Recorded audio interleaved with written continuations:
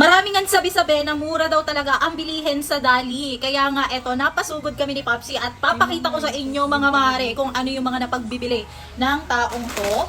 Unahin na natin etong chips. Eto, natikman ko na to dati. Masarap talaga siya, so hindi ko pinalagpas. May nakita din akong Snappy.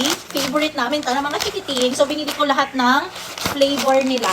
Mare, ngayon na lang ulit ako nakabili nito. Bridal, napakasarap nito. Kapag ka napadaan kayo sa Dali, wag niyong kakalimutan to. Masarap talaga siya as in. Bumili din ako ng gummy candy, para siyang pochi. Ay, meron palang binili si Popsi dito na anich. Ay, hindi ko agad na ilagay.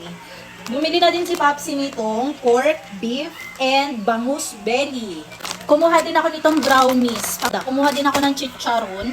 At syempre, ang Popsi nyo, hindi papalagpasin ang wine.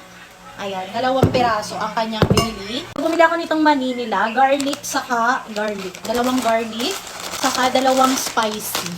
Almond, bumili din ako, 2 piraso. Ayan, bumili ako ng ganito nila. Oh. Masarap kasi to. Meron ako dito dark chocolate with hazelnut. Tapos milk chocolate. Dark chocolate ulit.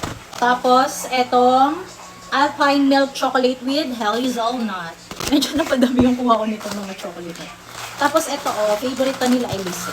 Binilihan ni Popsi. Ayan. Masarap din to, promise. Ito na yung pinaka-last na binili ko. Chocolate ulit. Ito na nga ang total presyo niyan lahat, guys. Nakaano din kami. 2,418 pesos. Ayan. Diba? Worth it ba? Madami din naman, no? So, ayun lang naman. Kung gusto nyo din pumasyal sa Dali. Legit mura nga yung mga bilihin sa kanila.